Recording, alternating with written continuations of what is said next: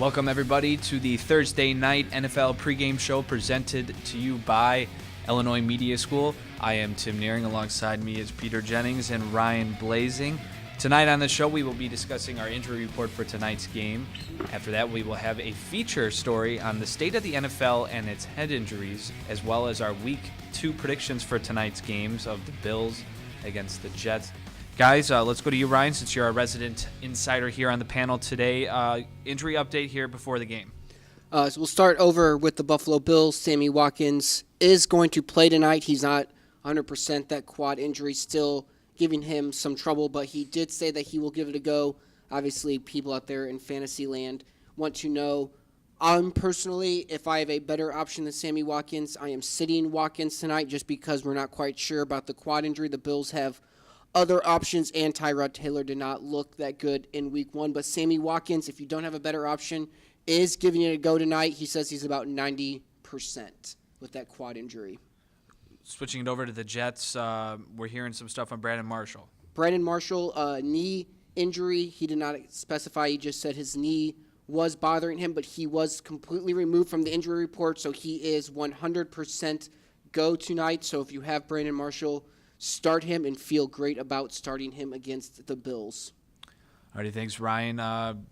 Peter, both star wide receivers suffered or had injuries preseason. Also might have suffered an injury in Week 1. Big impact for both offenses going into tonight's game for both teams going up against both teams' great defenses. Mm-hmm. Yeah, and each wide receiver had a slow Week 1, slow start to the season. So, yes, fantasy players around the globe were a bit frustrated maybe by both of them. I think the two are in different situations, though. Marshall was just I think he's worked through these a bit before. He's worked through little dings and scratches before, and him being completely taken off of the injury report gives you full confidence there. And I think that's a great weapon for the Jets to have. Last week, Quincy Enunwa stepped up big time while Marshall was a little bit hobbled. But now with Marshall being able to play, those two on the outside should open up the field in the middle for Eric Decker.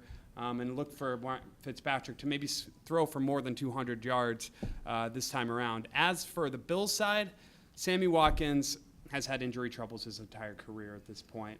And they often are centered around his legs. So it's very tough. Last year he was very hit or miss. He'd have some very explosive games, some slower games. I would say if he's hampered, it's certainly going to hamper a Bills defense a Bills offense rather that struggled last week. And against the Jets defense that had 7 sacks and put a lot of pressure on an explosive Bengals offense, I think it may struggle again this week. Another injury on the Jets side, Ryan, was Sheldon Richardson did not play last week, even though it didn't seem to have any effect on the way the Jets defense played. He's playing tonight. Is that correct? Yes, he will be in tonight, so the Jets will get a boost along that front 7. So the dominating defense that you saw last week against Andy Dalton and the Cincinnati Bengals, look for them to be even more dominant this Thursday night on the road against the Bills. Getting that big guy back in the middle is going to be huge for the Jets. Obviously, that opens up the middle linebackers and allows you to blitz more freely when you have guys clogging up the middle like that. I'm not going to lie to you. I'm a huge Sheldon Richardson fan. He's one of my favorite defensive tackles in the league. Sheldon Richardson, one of yours as well. How big of an impact will he have tonight, fully healthy? He's a huge impact. And when you can get those guys together on the same field, we're going to talk later a bit about concussions and the NFL trying to take a safer route. With their players. I would say if they really want to take this safety seriously, they shouldn't allow Sheldon Richardson, Muhammad Wilkerson, and Leonard Williams to be in the same defensive line. That's going to be causing a lot of trouble for Tyrod Taylor, and I see a tough impact here for a Bills offensive line that had its struggles last week against the Ravens. Yeah, speaking of that, there was some interesting stuff from Roger Goodell. We'll touch on that in a little bit. Marcel Darius, another great nose tackle in this league on the other side of the football for the Bills. Suffered a suspension earlier this season, 4 games, Peter, out. How big of an impact do you believe that has not only just on the Bills' defense, but just the line in itself? The guys that were playing around Marcel that he might have made better, that makes them better, like Jerry Hughes, for instance. Is he a big missing piece for them right now? Oh, he is a huge cog, right? Rex Ryan loves to give you exotic fronts.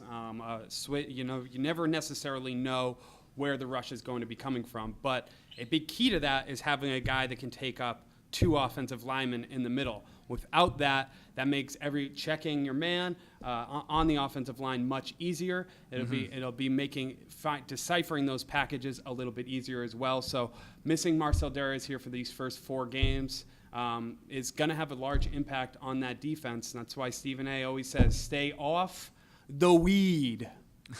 Ryan, Marcel Darius, the suspension was huge, obviously, for the Bills, I think, going into the year. What are your thoughts on that? No, definitely definitely changes the complexion of how Rex Ryan wants to run his defense. Like Peter said, loves to get exotic, loves to mix things up, loves to move a defensive end into the middle, mix and match however you can. I think that I equivalent to Rex Ryan is playing chess without one of the rooks. Like he's missing a piece and he's going up against somebody. And if you play chess, you understand each piece holds a significant value on the chessboard. So he's essentially playing without his knight or his rook. He's playing a piece down, trying to still maneuver the chessboard and work his defense the same way without the piece. And so it just really shows that there's a gaping hole in this Bills defense.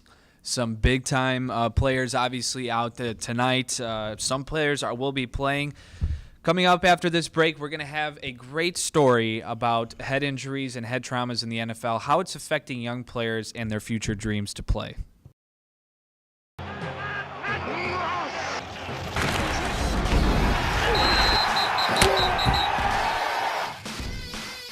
Football. To most people, it means sport. Some people consider it a career, and to some people, it's the way of life.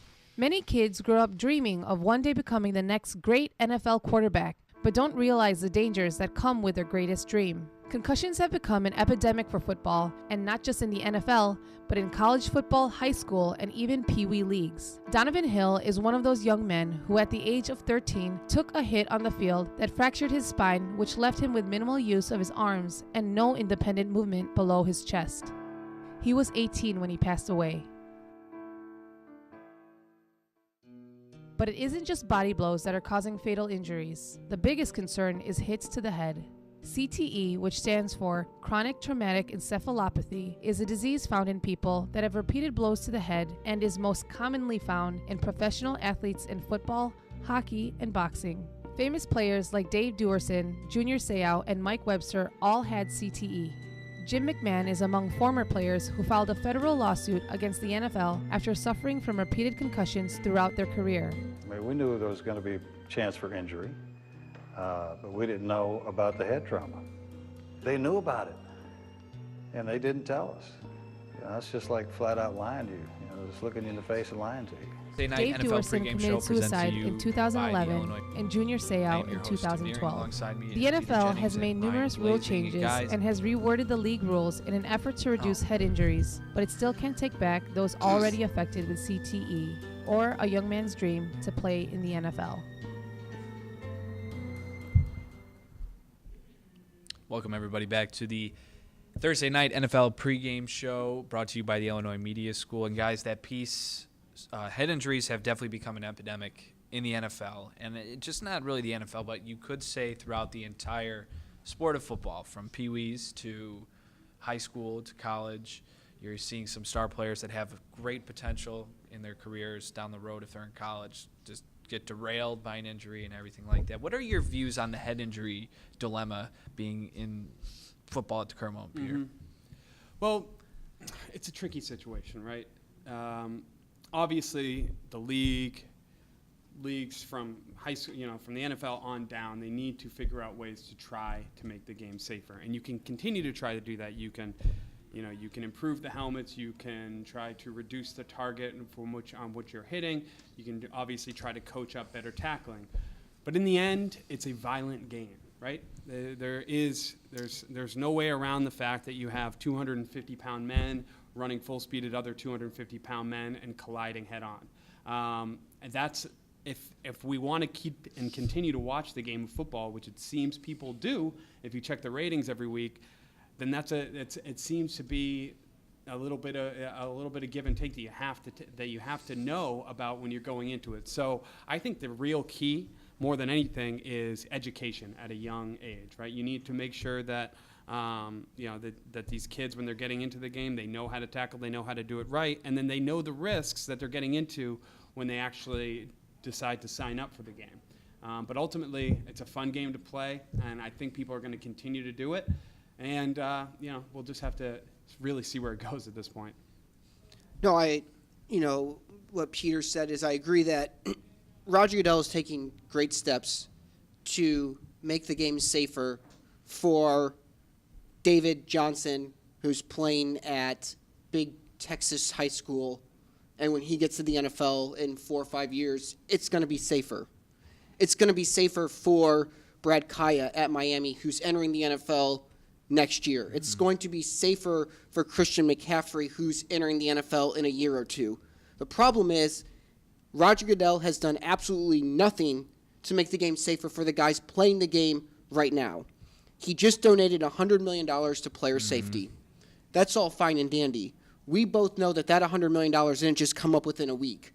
He had all off season to make this player safety thing. But instead, he was too busy to taint and make sure that one of his other quarterbacks sat for 4 games.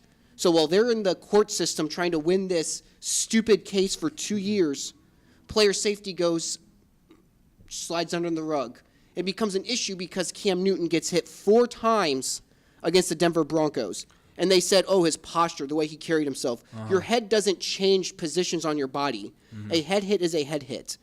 What I propose the NFL does to eliminate headshots and to make the game safer now, if there's a headshot and we saw the only flag on Cam Newton in week 1 was offset by a defensive penalty, if there's a hit to the head on any player, every other penalty is thrown out in that head-to-head helmet penalty is enforced 15 yards, and that player is ejected immediately. If it happens a second time, that player now is ejected that game and sits the next game. That'll eliminate head-to-head hits immediately. The NCAA has initiated the same rule where if you target, you're thrown out of the game. We have seen it change the college game and the way guys hit people because they don't want to be thrown out of the game. If you are Luke Kuechly of the Panthers and you hit somebody in the head, the Panthers' defense is going to take a huge blow without Luke Kuechly for the rest of the game, and you're going to change how you play the game. The NFL needs to step up and take care of these players now. It's great that players 4 and 5 years are being taken care of, but what about guys like Cam Newton? What about guys like Julian Edelman, Danny Amendola? I was just going to get to Cam Newton here, talking about last week. There was a lot of talk how the referees didn't pay attention to the hits that he did suffer. There was about 4 pretty big-time hits. The NFL this week reportedly fining Darian Stewart and Brandon Marshall of the Broncos a certain amount of sum. We don't know that exact amount just yet for their hits in the role with that. The game last week, how did you feel the refs handled that situation, Pete? I think it's a very hard situation to handle. I think it's that plan has its merits, right? It would certainly change people's mentality a bit, but ultimately, how do you referee a guy like Cam Newton, who is constantly a threat to run? He's a 6'6", 255-pound guy that is always a threat to run. Last week, when he got hit in the head, he was just being taken down by another defender. The defender that was coming in didn't know where Cam Newton's body was going to be falling to. He launched in to try to help with the tackle, and suddenly Cam Newton's body was about a foot lower than it was when he initially had started his launch, and now he's hitting him in the head instead of in the square in the sternum. So that it becomes very difficult to referee a guy like him. He took 4 hits to the helmet. 2 of them were when he was actually running the football. So that's not, if we're going to do that, then we have to eliminate head-to-head with runners. But how can you possibly do that when a running back is going to be lowering his head, running through a pile of 300-pound men, and you're a linebacker trying to come around those guys and hit him? How can you possibly eliminate head-to-head contact out of the game? I don't see it unless you actually remove helmets. If you remove a helmet, then nobody's going to want to launch their head first, but you can't do that at this point. It sounds archaic now at this point to be able to do it. But I think it's a bit harsh if you kick a guy out for the game. He's a Von Miller type player, and it was a very potentially an actual accident, or he couldn't quite tell where that head was going to end up being that he crunched into. Then now suddenly the Broncos are down an MVP caliber player. Ryan, let me ask you quickly here. Broncos, we're getting kind of the rep of a dirty team. Do you believe that might be the case now after last week because of the reputation maybe Cam has? I don't think they're a dirty team. I think that there's very few guys that go out there and intentionally aim for the head. but I think that you have to eliminate that, and I understand what Peter's saying. I think that if before you eject a guy, you have to look at replay. I think that should be taken into account. You should be able to Yes. Replay, and I think injuries. that there should be a doctor who is not paid by the NFL, who is a third-party person who is also watching and looking for things. I know they have it, but there's got to be a way. Yeah. You don't just throw them out. I think Yeah. you use replay, slow it down, and look at the play that way before you eject him. But something needs to be done, but I don't think the Broncos are a dirty team. Yeah, okay. So coming up next after this quick break, we're going to discuss Week 1 projections, guys, or talk about what happened in Week 1 for the Bills and Jets coming up right after this. Welcome back to the Thursday night NFL pregame show brought to you by the Illinois Media School. Week 1 for the Bills and the Jets was interesting. Both teams suffered a loss, obviously. Bills losing 13-7 out in Baltimore, and the Jets losing in Cincinnati to the Bengals 23-22. Bills' offense was just miserable. They had nothing going. Tyrod Taylor only passed for 111 yards. He only ran for about 15 on 3 attempts. Got sacked a couple times as well. There was nothing from Tyrod in that sense. No, and really, I think it comes down to the scheme from the Bills' offense. Tyrod Taylor actually had the worst snap-to-pass ratio in the NFL last week. That means how long it took him from the time he took the snap to he threw the ball. It's 3.16 seconds. To put that in perspective, and Andy Dalton, who led the league last week, was 1.9 seconds snap to release. That's doing that, especially with the depleted offensive line that the Bills have right now, is putting a quarterback like Tyrod Taylor in a lot of trouble. And he doesn't necessarily have the weapons to be able to have a long route schemes. And against this Jets defensive line, which blew up the Bengals last week for 7 sacks, Yes, they did. Tyrod is definitely going to need to get rid of the ball faster. And so let's see if Greg Roman can change the scheming around a bit. Ryan, the Bills only their running game wasn't that strong either for them either. LaShawn McCoy only had, I have here, 65 rushing yards as a team actually, and McCoy had 58 of those. He did have a touchdown. Is he, because he's kind of like the man this year because of the release of Carlos Williams, which was a little bit of a surprise to me. I don't know if it was to you guys either. Is he missing with that, or is this on the offensive line or LaShawn McCoy? I mean, I think it's a little bit of both. I feel, though, that LaShawn McCoy is the perfect player for Rex Ryan because it shows completely how out of touch of the NFL he is. LaShawn McCoy is taking up a $13 million cap hit. In today's NFL, there is not a team that makes the playoffs that pays a running back $13 million. You look at the Colts, they get by. Peterson and the Vikings. We're not going to the Super Bowl either. I mean, if you want to win in this day in NFL, you don't line up and run the ball 80 times. And I think that paying LaShawn McCoy $13 million is so typical of Rex Ryan and how out of touch he is with the NFL. So I don't really know what it is. To me, it just screams LaShawn McCoy should be a Bill. And in line with that, he's horrible in pass protection. You've got a shaky offensive line. LaShawn McCoy on his own let up 4 quarterback rushes last week. He did. To your point, too, also, I'm going to say this.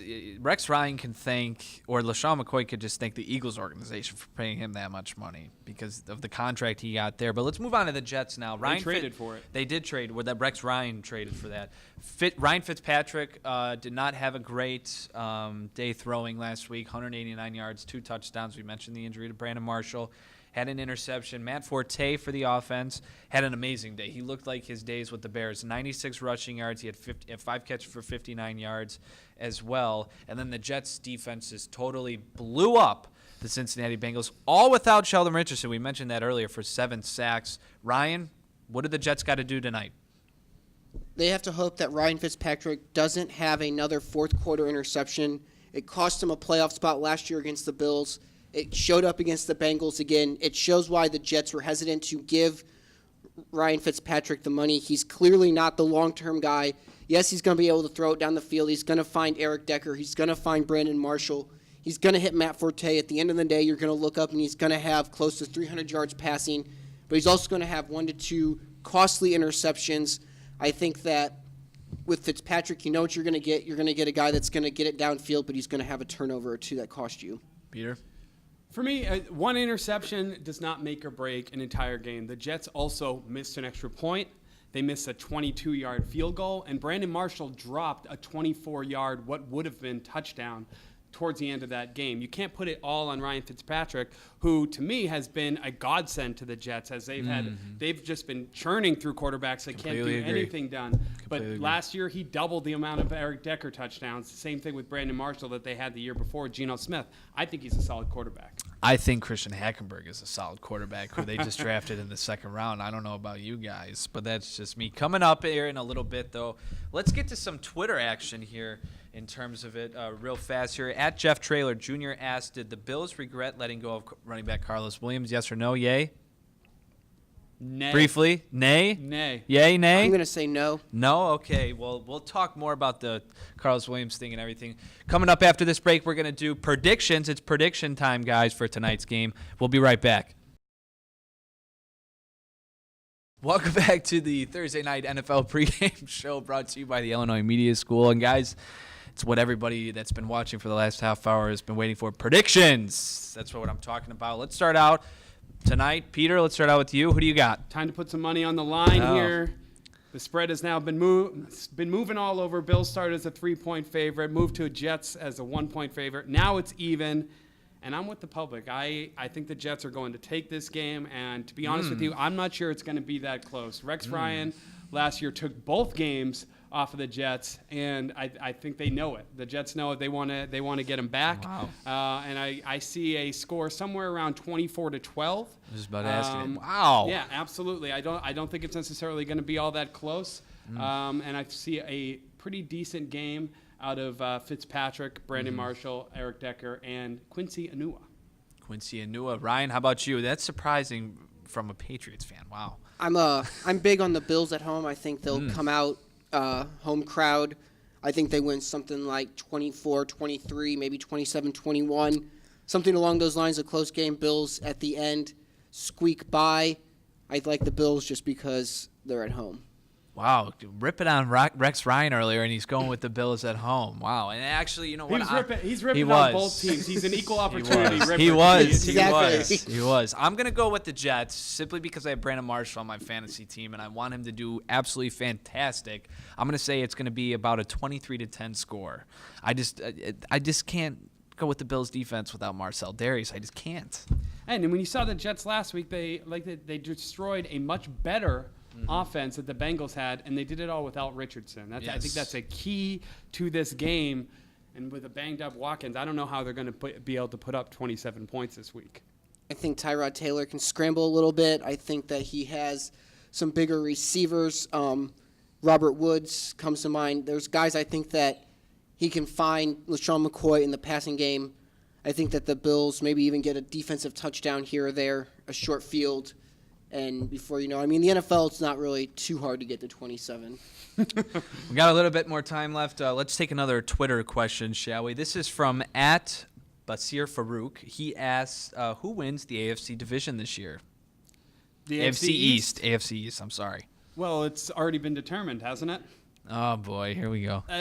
No, in all honesty, since 2001, there's only been one time where the Patriots haven't won the AFC East. I'd say it's a wrap. Ryan, quickly.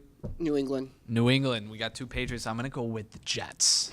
That's what I'm going to do. I want to give a special thanks to you, Peter Jennings, for joining me, Ryan Blazing, our insider here tonight, our production crew, Jeff Traylor, Jake Kenyon, Enrique Resendez, everybody. Thank you for watching, and enjoy the game.